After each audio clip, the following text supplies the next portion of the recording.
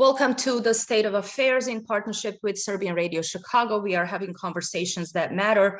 I am joined by Professor Timothy Williams Waters, or Dr. Waters. Welcome to Serbian Radio Chicago. He is a professor at Indiana University. It's a pleasure to be here. Thanks for the invitation. Thank you for being with us today. And as we discussed, I'd like to briefly get into a little bit of your background. Obviously, you are a legal scholar. You serve as an associate director for Center for Constitutional Democracy. You have often commented on Balkan affairs, and I think it is fair for our listeners to understand a bit of your background in that respect. Can you just talk about that a little bit? Sure, just briefly. So my professional and academic experience dates back to 1996. I worked with the Organization for Security and Cooperation in Europe on the first two elections in post-war Bosnia. I happen to have been stationed primarily in the Republika Srpska, Mrkonjić, Banja Luka, but also in Sarajevo briefly and in Brčko. So different places, Sure. Doboj as well. Okay. After that, I was interested in the area in terms of the politics, and also as a lawyer in thinking about legal regulation of ethnic conflicts or post-conflict situations. And after I finished law school, I started working at the Yugoslav Tribunal in The Hague, the ICTY. And was primarily working on cases involving Serbian leadership in the war in Kosovo, and that then moved into the broader indictment of Milosevic, which ultimately, of course, was for Bosnia and Croatia as well. But my main focus was on the Milosevic case. After that, I started working as a professor and did a lot of my early writing on the Balkans, particularly on war crimes, and on questions of secession and self-determination, obviously two fields for which the conflicts of the 90s were quite relevant. Sure. And on that note, you shared with me two books that you wrote, and one of them is edited by you. It's an autopsy of the Milosevic trial, and then the other one, Boxing Pandora, which says rethinking borders, states, and secession in a democratic world. So as a segue into why I really wanted to talk to you today, which is a piece that you just recently wrote for an outlet that I am forgetting at this point, but it's called the Conversation. Conversation, thank you. It says Bosnia's endless crisis could be solved by letting it break apart peacefully, which I have to say, find interesting given the narrative that has been permeating for so many years now. You obviously were involved in some of the implementation of the Dayton Accords, and since we are on the anniversary of the official signing of the Dayton Accords, implementing the Dayton Accords, and then where are we now from that point?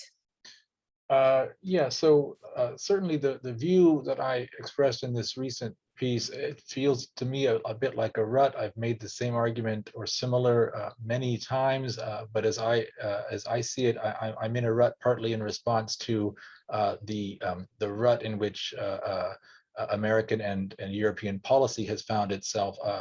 So I have been, as I say, engaged with Bosnia since shortly after Dayton in different ways.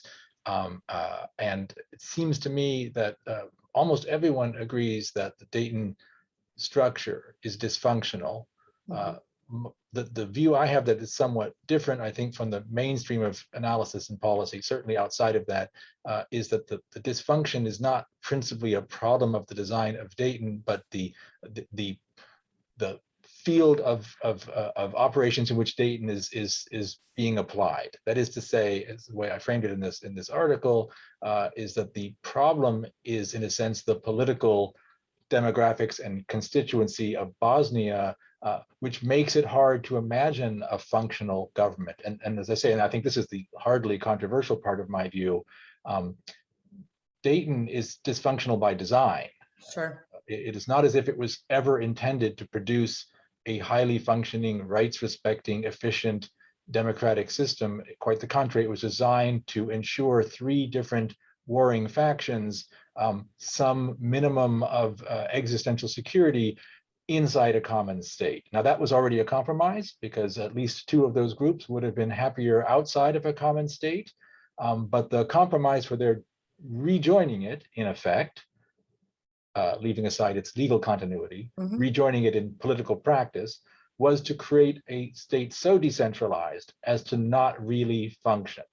And I think most people would agree that that's true. It's worth noting that many of the critics of the current proposals by people like Dodik, as well as some Croat politicians, simultaneously think Dayton is highly dysfunctional and needs to be reformed, and also want to advance a much more centralized political agenda, which is perfectly reasonable, assuming that the people living under it would agree with it. Something needs to be reformed in this process. My perspective is that it's really hard to imagine a political process on which the major parties could disagree. And for that reason, it is worth thinking analytically and politically about the possibility of an alternative which involves peaceably dismantling that state rather than attempting to revise and reform and sustain it if it's true that there really is no clear pathway to an acceptable negotiated agreement. Sure. And so as it was implemented initially, was Dayton in fact something that was seen as a permanent solution, or was this a temporary fix? Let's say, although here we are so many decades later, and it's still obviously not producing any sort of a peaceful result. So you have these warring fractions who, as you said, were brought back to the table to coexist in this very dysfunctional marriage. And we don't see a pathway forward. I agree with you, but as you said, it was meant that way, but was it meant as a permanent solution? You know, so I'm not an historian, and I think it's always dangerous to play at history in one's own lifetime, but I do think it's worth noting this is a common theme that Dayton was a crucial temporary arrangement, and there's certainly some reason to think that's plausible. I think there are elements of the initial agreement that might make one think that. I think it's worth noting, though, my sense of it at least, that the claims about the temporariness of Dayton are quite strategic and on both sides. So I think, for example, we can tell a pretty clear story that early on, Serb politicians were very opposed to the Dayton Agreement shortly after it was signed by their patrons, from Belgrade. And the West was insisted upon implementing Dayton as a permanent structure. But later, and I think, again, most people will agree on this, later we find Serb politicians in Banja Luka wrapping themselves in Dayton and insisting upon the importance of Dayton because they saw it as a defense against what they perceived to be, I think, arguably, but plausibly, a centralizing agenda, a kind of political agreement or understanding between the Bosniak side in particular and US and European actors who saw a common interest in centralizing the state. So the many moves to create more central institutions starting in '96 through the early 2000s, the army, customs, and so forth. And one can talk about whether these were done legally or constitutionally. I think for the most part they were, but also under enormous pressure. And so during that period, one finds Serbs saying Dayton is a permanent thing, which we should respect. That is to say, the highly decentralized Dayton, don't start adding new centralized powers. Well, which guaranteed certain autonomy, essentially, to Republic of Srpska. There's a very plausible argument that the things that have been done have all been done legally and constitutionally, and that once done, like the recent proposal by the RS to withdraw from the common medical device agency, I forget the name. Okay, I think it's pretty clear that these were done in ways that things like that and the army were done against the core interests of some Serb and Croat actors, but they did acquiesce, right, under tremendous pressure, but nonetheless, they did. And you can then tell a story today, look, having agreed, you can't unagree because the federal rules, so-called state central rules trump when they're enacted. That's an argument one can have. My point Okay. is, now we find a kind of dual track argument among American and European policymakers, I think, that simultaneously we should vigorously enforce Dayton and punish those who oppose it, as was often done, removing politicians, Serbs and Croats who opposed Dayton, and simultaneously treat it as temporary. And so I think we see that the decision whether Dayton is temporary or permanent is really best understood as a strategic flipping. When you want to centralize or when you want to get rid of the current structures in some way, you remind people that it was temporary. I think candidly, it's not clear that in 95 it was thought of that way, but that doesn't tell us a lot. Nobody on the day they sign a treaty talks about how it's temporary. But all we got to do is look back to people like Bismarck to remember that no treaty is permanent. So the We question hope is, for the best. when do we want to adhere to this treaty and when not? So the things I'm suggesting, for example, about thinking about a peaceful dissolution, this is totally violative of Dayton, at least to the degree that actors on the Peace Implementation Council and so forth refuse to agree to it. Mhm. But that's just a question of what their underlying policy interests are. We could agree to the centralization of Bosnia or to its peaceful dissolution if we did.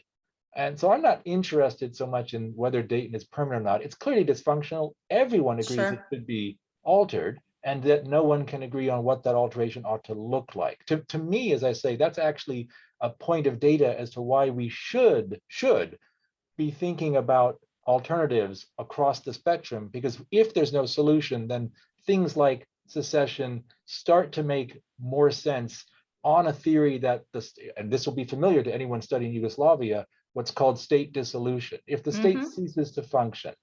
Now, I'm not advancing that, and I think it's not really proper for an actor to force the dissolution in order to get the secession. So I actually am quite critical of moves by the RS to engineer structures that look like anticipating a separate state. I don't think that's the right way to do this.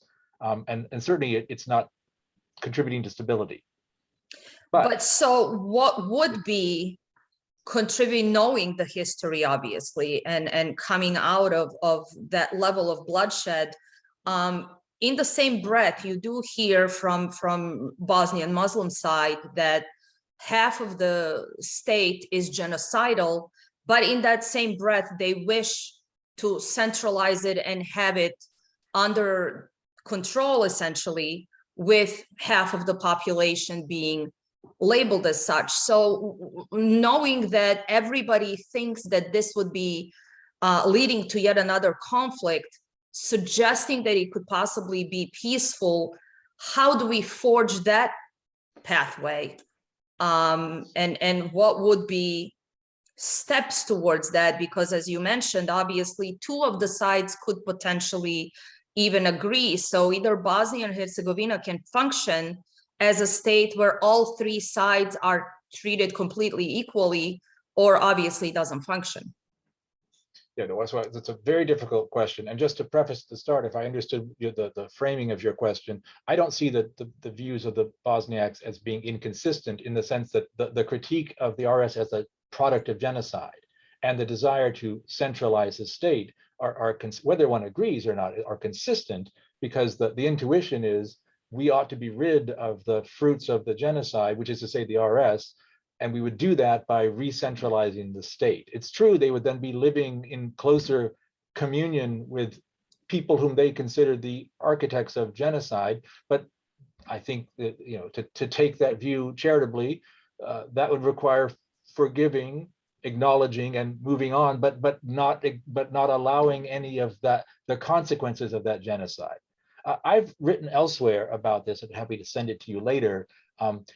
So I think this is an emotionally and politically very powerful argument, and I think one has to give it a lot of credit. It's quite understandable that people who used to live in a place and were driven out of it and whose families were killed, understandably would resist the idea that there should be any benefit or consequence flowing from that to those who did that to them. I think this is normal and understandable. In their minds, certainly. Well, I'm trying to say we should respect that that's a subjectively reasonable position that any human being would adopt in relation to how they understand such a situation. I don't think it should control our decisions as actors. And I'm speaking as an outsider, but I'm in a sense addressing my own country's policymaking. I don't know that we should support such moves because there is a tension between claims about justice, and I understand, I gather you don't agree with them, but let's just stipulate for the moment, let's take them at their own description, which I'm content At their with. face value, sure. If we accept that, it still doesn't, to me, follow that we ought to then dismantle the RS or anything like that, or resist the idea of the dissolution of the country, because we as living human beings are not exclusively governed by claims about past historical justice. They do matter, and we can't just ignore them. That the classic critique is you can't just kill everyone one day and the next day say, let's have a vote. Clearly, that would be unethical, right? And that we can see reasons why we would not support such a strategy. But I think it is a hard but necessary argument to work through, to ask, and if terrible events have happened in the past, what is their consequence over time, right? At what point do we say the living have claims that might take priority over those other living people making reference to the past? And I'm putting this in a sense in really harsh terms. We do not let dead people vote in any society normally, right? Normally. And I hope that no one clips that out of this interview as if it's some statement of callousness. My point is simply that questions about the formation of our political societies are primarily for the living, in light of their own history. And those who think that we ought to, in a sense, place an absolute veto on political change because of these events, themselves need to explain for how long and under what conditions is it really true that in a century or two, I mean, literally, that we would still say this can never happen. We should at least recognize that that is prioritizing claims about justice over claims about democracy and participation. And I think at least we would acknowledge that these are in tension. And just one more point, I'd go further to say, if we accept, as I am happy to do, the sort of the main lines of the Bosniak account of what happened and the victimhood of many of those people, I think that means that there are many things that can and should be done in terms of things like holding trials, memorials, reparations, public acknowledgement, and education, and many other things. But I don't know that it goes to the question of how we should organize political power on territory. I think we should ask why that's one of the things, the creation or not of a state is one of those consequences. And I think if one works through it, and as I said, I've written extensively on this, I think there's good reason to question that that is an appropriate forum for the remedy. So even if one wants to give the remedy, I think it's a question, why would it be that it would preclude the creation of a new political unit responsive to the interests of the people living in it, or who have a connection to it? But so as a legal scholar, then shouldn't this be a two-way street where the other side also has a right to all those things being recognized that have not thus far been recognized? For example, the Serbian side obviously feels that the emotional value that they bring, that they were also the victims in this, that was never recognized. So well, I understand your point. It is consistently driven by one side in hope that this will lead to reconciliation, but obviously is not, because if we're only picking one side as the antagonist and the other side as the protagonist, but somehow out of that we will create a happy solution, clearly it's not working. So without agreeing with what I would characterize as the implicit frame of your question, I think that the lesson I would draw, so I want to make the question. Well, so I was a Serb living in Sarajevo. I understand that, yes. I want to make your question as stark and hard for me as I possibly can. I'm trying to make an argument as to why one should credit the political claims of certain Serb constituencies, even if one does not accept the argument you just made and accepts the Bosniak account. but I agree with that. I agree that subjective, if we're basing our arguments on people's subjective evaluations, we have to take those into account as well. Precisely. I think the hard part for that question is that many actors, certainly in my own government, and I wouldn't be pushing them on this, think there's an objective. Or our own government. Yeah, that's right, yes. Sure. An objective account. That it's not simply a question of responding to, say, Bosniaks' subjective feelings of victimhood, but that they think there's an objective one. And my point is, I see no need to contest that. I did work at the War Crimes Tribunal. I largely, so I think, if you are advancing the view you said in your own voice, I probably disagree with you. My point is, I see reasons why one should take the claims of Serb constituencies and Croat constituencies in Bosnia more seriously, even if one accepts the dominant historical and moral accounting accepted by the US government, let's say. With one proviso, what I don't accept is the equation that the moral accounting should consider Bosnia a relevant unit. And I realize I'm on weird ground. I understand what you're saying. So ultimately the emotional, sure, the emotional narrative should not essentially drive the policy. And you say in your article, in some respects, yes. Sure, America hard to helped understand what we've done for 25 Bosnia. years without it being, in some sense, an a priori decision that one side is right and the other wrong, and then our policies flow from that. One more thing about your point. So even if I were speaking to people in the State Department, and they were to say, but the Serbs account just isn't true, right? It's not true. I mean, they would acknowledge that there's clear actual instances of death and suffering, and many Serbs in the RS now used to live elsewhere. So one reason the territory is as highly homogeneous as it is not only because many Bosniaks fled or were driven out or killed, but also because many Serbs moved in. So both things have happened. And if we ask why that happened, it's because there were very difficult events in all parts of the country, for sure. But if someone says, look, that just vastly more on one side than the other, my point in response would be the fact that people have the subjective views they do, even if one thinks they're wrong, are important data, right? So if all Serbs believe, and let's say, and I'm Anthony Blinken or someone, and I say, well, they're just wrong to think that they're equal victims with the Bosniaks.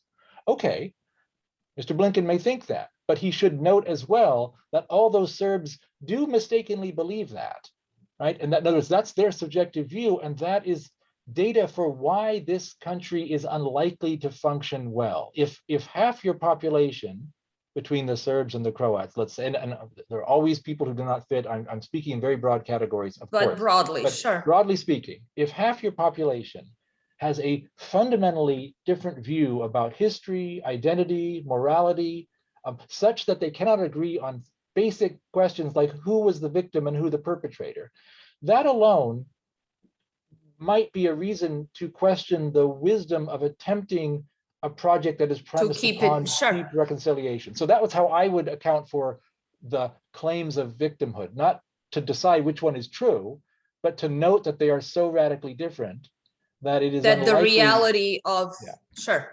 But so you say United States needs to change essentially its own policy toward Bosnia. America helped create Bosnia and is uniquely positioned to intervene. But the secession is a symptom, the sickness is Bosnia.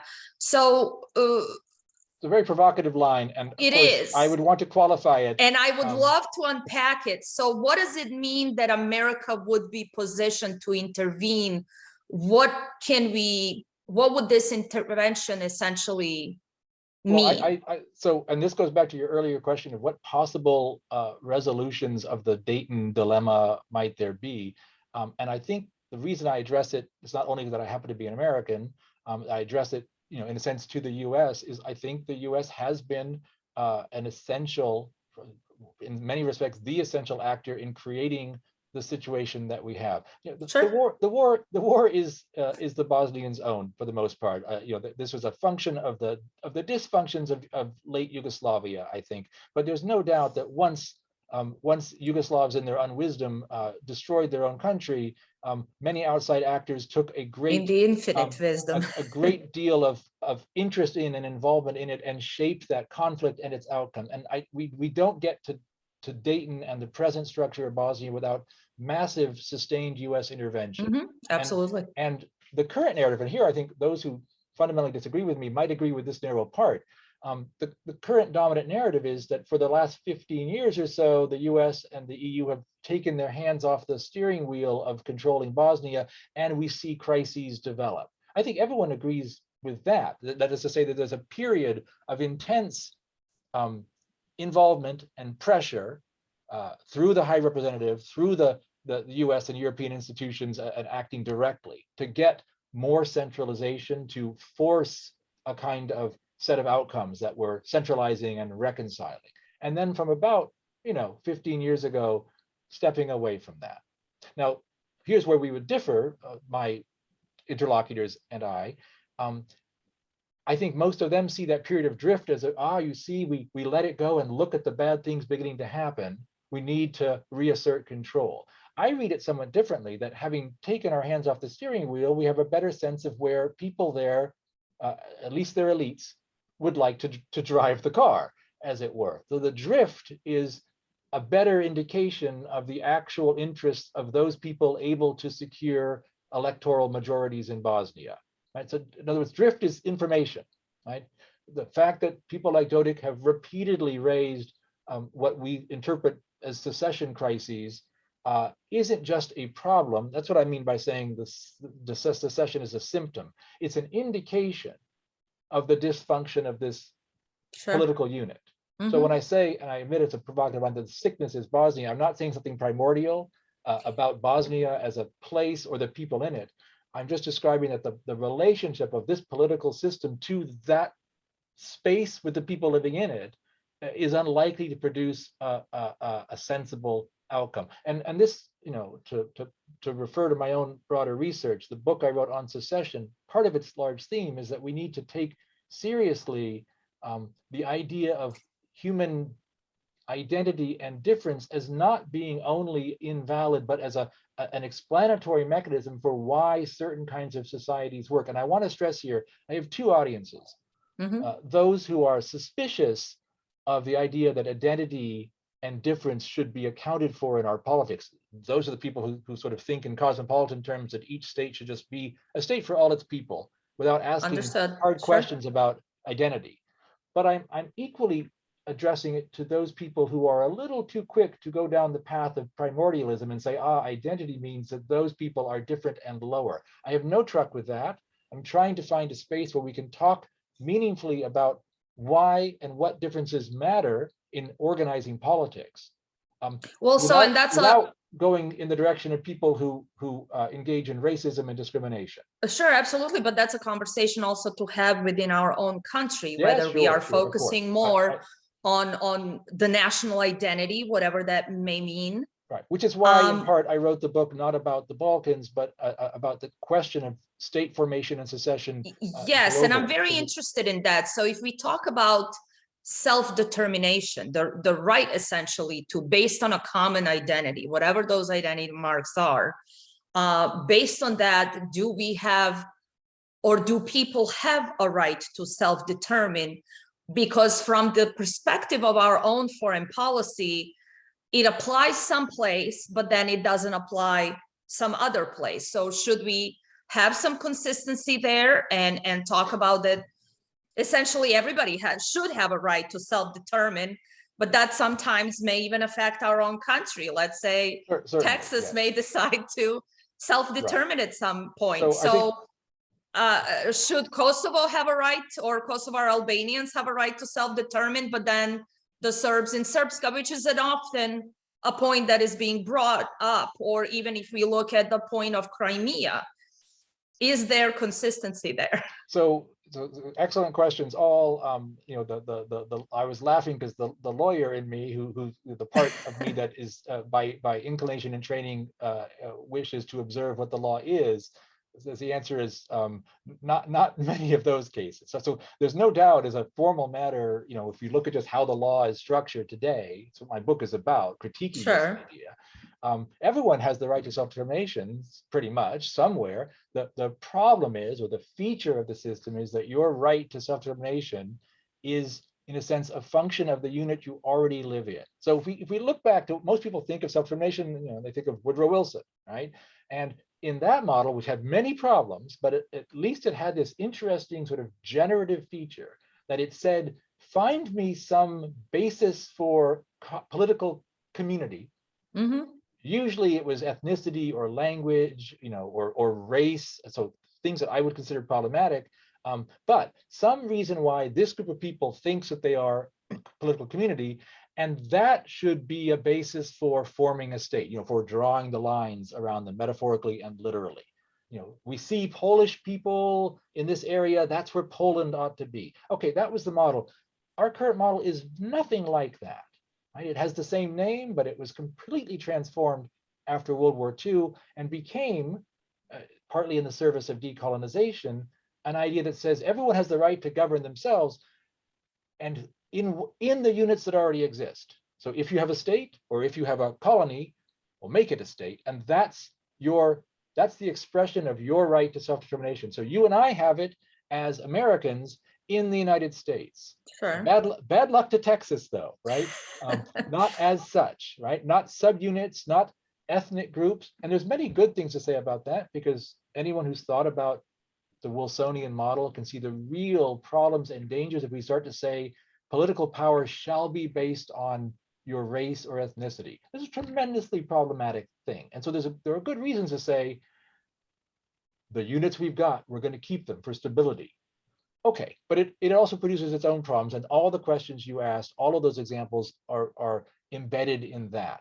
The idea, well, let's take Kosovo as the one that will be, in a sense, very interesting, and for some Serbs, very uncomfortable, because there are two answers, right? And I've written on this. And a very painful ones. Yes, exactly, right. But should Kosovar Albanians, or that is to say, those human beings who are, identifiably self-identified and other identified as Albanian living there, be part of a state dominated by Serbs? Well, they were a minority inside Yugoslavia, inside Serbia in that, right, with their own autonomous unit, but subordinated to Belgrade in many ways.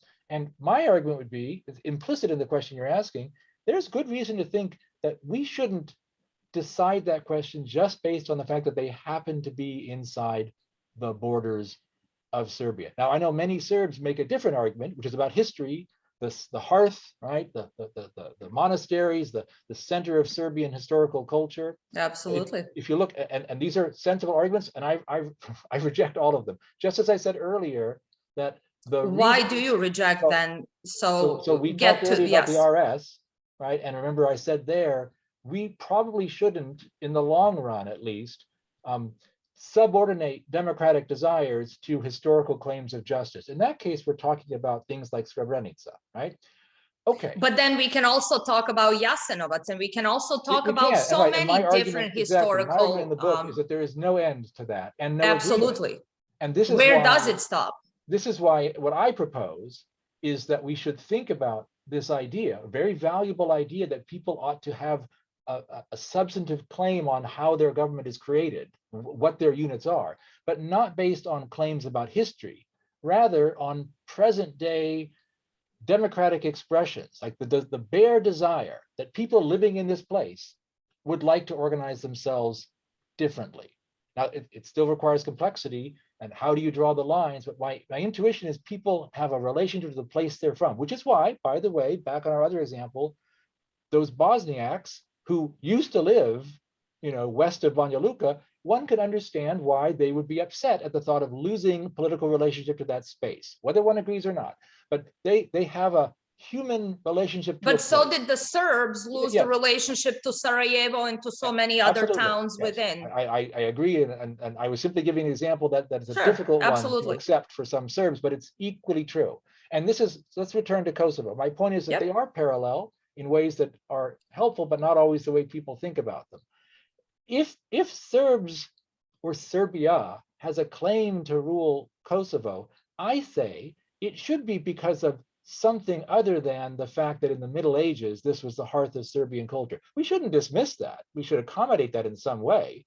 But the idea that let's say roughly 2 million people around 1980, before the more recent violent difficulties, let's say, ought to be part of Serbia just because there was once a long time ago a Serb majority there, as I think there probably was, and that it has an important cultural heart. I think that's a difficult argument to sustain morally. So the way I put it is, if you think, as I accept, that Kosovar Albanians deserve their independence today after the war, you should probably come to the conclusion that they deserved it before the war. That is to say, they shouldn't need to go through a war to vindicate a political claim. Now, just to be part two before. But so should they have a right to also join? So just recently, now that we are on this subject, the borders have been essentially removed between Albania and Kosovo. Oh, well, yeah, so would then the same principle apply there?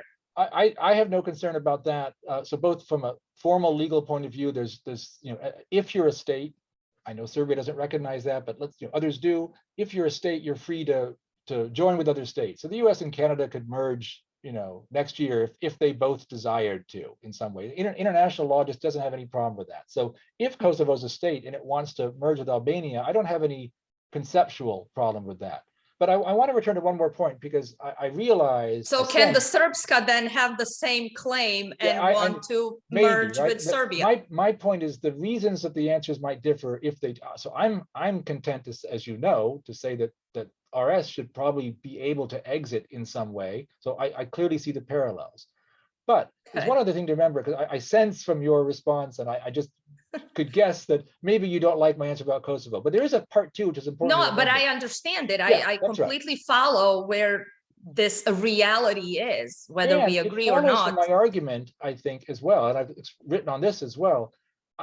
So just to take an historical moment, I think the U.S. made a terrible and unnecessary error, not when it supported the de facto and then formal independence of Kosovars as such, but when it said in the borders of Kosovo as a unit, this sort of default to the existing unit, which, if we're going to talk history, we know is an artifact of immediately from the war. Thank you. Yes. And so what I would say, for the very same reasons that I believe the Kosovar Albanians deserve to exit Serbia, which I do, so based on democratic desire, identity and desire, let's say, for that same reason, the Serbs in the north, in those areas where Serbs predominate, which is, roughly from Mitrovica, northern Mitrovica, sure, ought not to have been dragged out of their own country, so against their will. So what we should have been fighting for as the United States when we intervened in that conflict was for in a sense, the way I would frame it, for the self-determination rights of Kosovar Albanians understood in relation to their identity and the threat. But that doesn't explain why they took the area to the north. And now, having done it, having put that shape, that sort of diamond-shaped state on the map and recognized it, now we're forced to analyze claims by people living above that river who don't want to be part of the Pristina-based state. We interpret that as a dangerous act of secession and partition, which is, to my mind, is at least ironic that the US doesn't recognize that it was engaged in a partition just 10 and 20 years ago. That is to say, the removal of Kosovo from Serbia, which I think was the right move. But that part of it, which needed it as protection and as vindication of their desires, which were different. I cannot make that argument about people living in the north.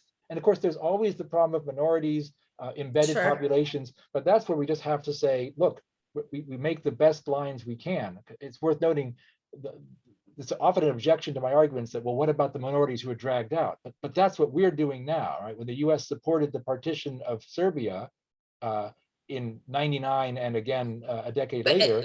But also the question is, within what borders are you keeping these people? Are they those communist borders that were created after World War II by Tito within Yugoslavia, or what borders are we looking at? And I'm not claiming that those borders are invalid because they are communist or anything like that. As I said, absolutely, but where do we point in that historical Right. span of And time. my answer is that we should not Because the be issue, ruled for by them. instance, of Serbs in Croatia, they were ripped out of their own country. Right, So and it probably would have been better, you know, we don't want to get too much into the historical arguments. We'll be sure, there forever. And before you know it, we're going to be back in the 14th century.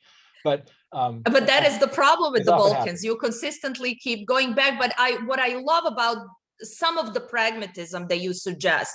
So if it's not based on history and some sort of common identity, what is it that we are trying to base, let's say, this self-determination on then? What is the, and it's not arbitrary, obviously. So again, back to the article and the potential peaceful dissolution, if possible, peaceful. What are we going to base these emerging?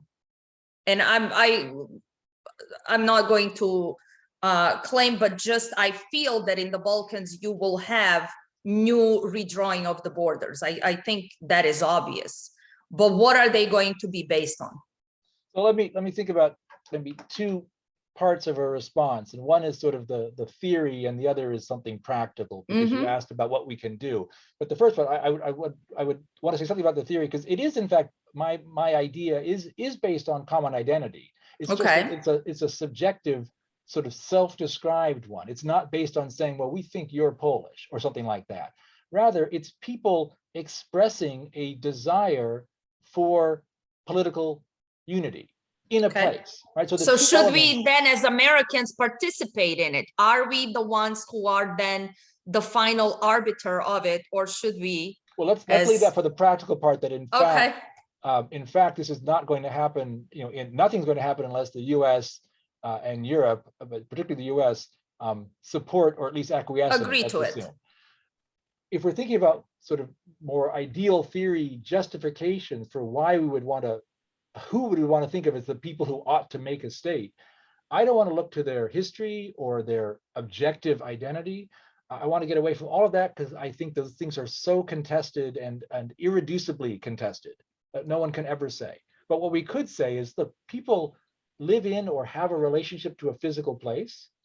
Okay. It can be your home or a neighborhood or a city, things we can recognize, not a state as such, right? That's the thing we're trying to get to, is what should that be? So they live somewhere and they express a desire to share political community with others around them. Right? So now, if that were our test, and it's very, and this is what my whole book is about. It'd be complicated. How do you draw the limits of these units?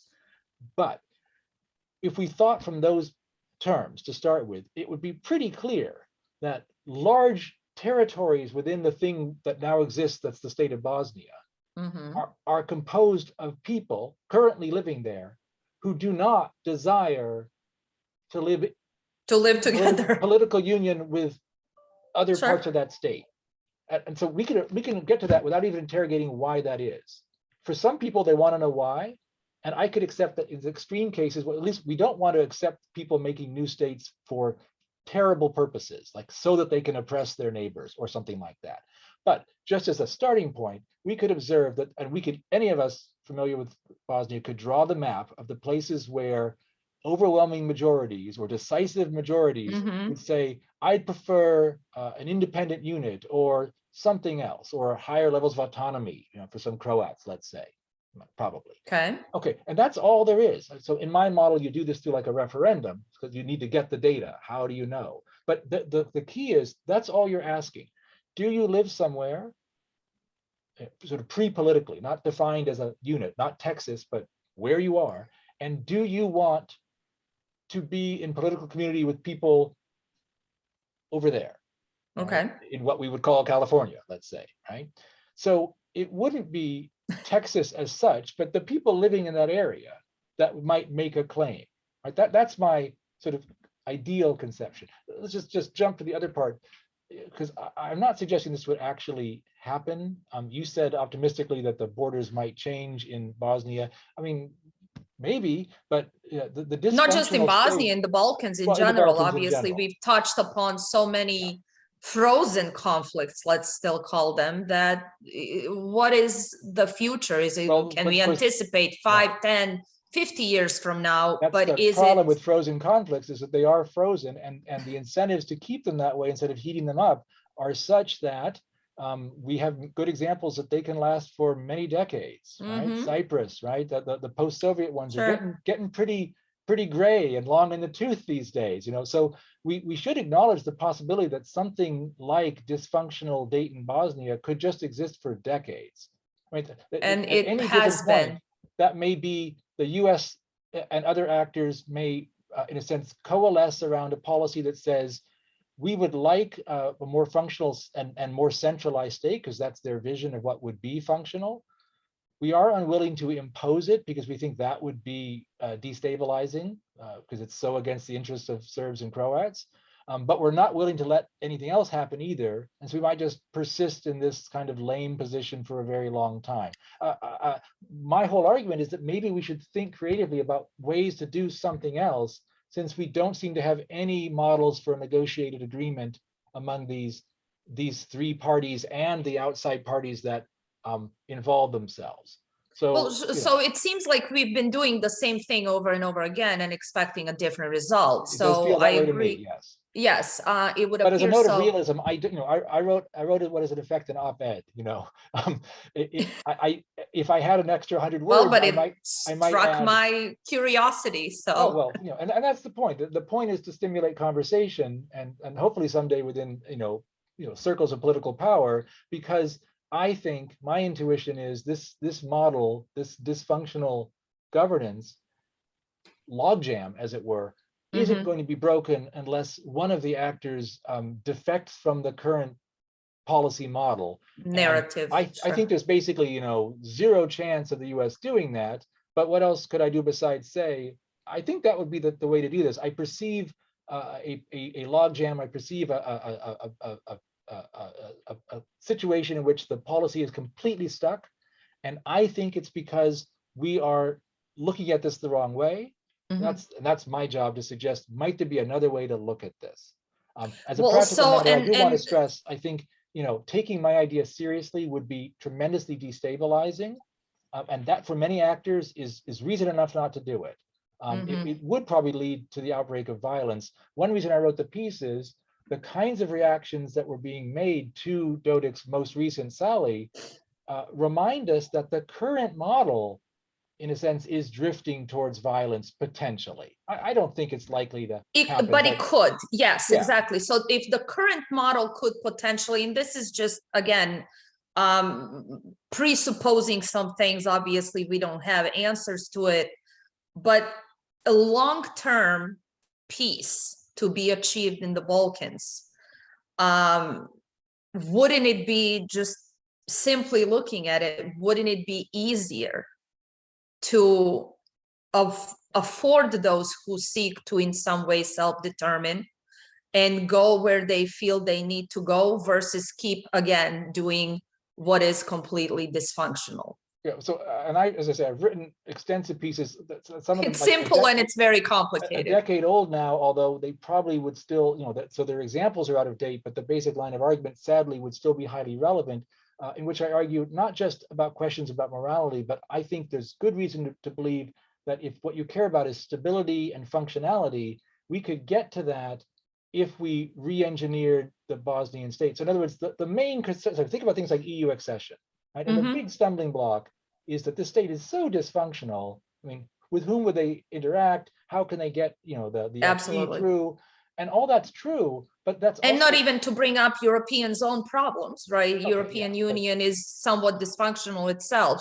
yeah, but So, Bosnia has bigger dysfunctions than the EU, right? oh, Let's just say. absolutely, absolutely. But it But doesn't seem like that's a prospect I for think it's an now. example of how, of a sort of a limited and uncreative policy view. The fact that Bosnia is patently unable to respond to European Union requirements shouldn't blind us to the fact that those are European Union requirements. That is to say, policy choices. They're the ones who say we need a centralized interlocutor, as opposed to just hypothetically something I remember an example I gave in a paper like 10 years ago. Why not negotiate directly on agriculture issues with the RS, which for all its many problems, more functional than the Federation or Absolutely. Bosnia. So you could do that and just say, look, we're going to deal with sub-state units, because that's the nature of the The state, ones that are or- functioning. Yeah, or if they were separated. And I'll give you one other example. I don't know if Mr. Dodik would like this one, but one of the arguments I make is if you want to denationalize politics in Bosnia, as many outside actors do, right? They'd like to see other actors, other kinds of parties in power. And we all remember, there was a time when Mr. Dodik was the great hope of the Western intervention to break the power of nationalists. That didn't work out the way they wanted because the man understands his own community's politics and constituency and shifted in a sense. But if you wanted to move from a highly nationalized politics, I think one of the clearest ways to do that would be to actually imagine these units as separate and sovereign, because leaving all the other issues aside, morality and everything else, right? If somehow the RS were separate, and the Herzegovina regions were part of Croatia, let's say, it wouldn't really make sense anymore to organize politics exclusively around ethnic identity as opposed to the threat from a Bosnian state, which is in a sense what's going on, in the long term these days. You couldn't just run your politics based on claims of identity if you were actually in a separate state. You'd have to think about, are we social democrats? Are we, Christian Well, Democrats, certainly that right? you would be focusing on other issues You would normalize politics. So on many issues, I think, whether it be, police reform or military or politics or EU accession, there are many ways in which the states that would come out of this would be themselves much more functional. And if that's all you care about, most of the time, that's what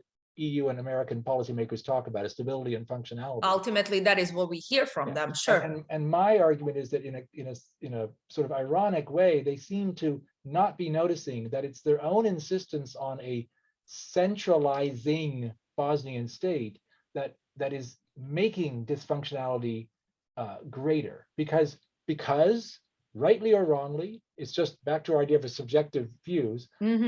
Serbs and Croats, because of their own history and identity, perceive the centralized state as an existential threat. Yes. And because they do, they resist all those moves, and therefore the state remains or becomes even more dysfunctional. Right? So if all I cared about was functionality, I don't know why I would keep insisting on the Bosnian unit, as opposed to saying, if there were separate units, they would function better. Function better in the way that Croatia and Serbia function better, despite a truly brutal historical relationship in the 1990s. Right, the existence of a state border is a critical factor in stability. Even as someone who writes about secession, I'm fully aware of that, which is precisely why we need to think about where they are. And right now, the border around these three units, this is why I say Bosnia is the problem, is that border containing three communities self-identified with radically different visions about the good life and politics, and a subjective sense of existential threat from each other, as well as strong claims about historical injustice as part of the subjective makeup, seem like a really implausible candidate for getting along well. For a happy marriage. Yeah, right. So why is it we're insisting on this marriage? I like the marriage analogy. Some people don't, but I do think it works for a long way. It truly does, and I think it brings it down to reality for a lot of people. We cannot function in a household together. We need to peacefully part ways. And with that, thank you so much for being with us today. Pleasure having you. Thanks so much for the chance. I enjoyed talking to you about it. Bye-bye.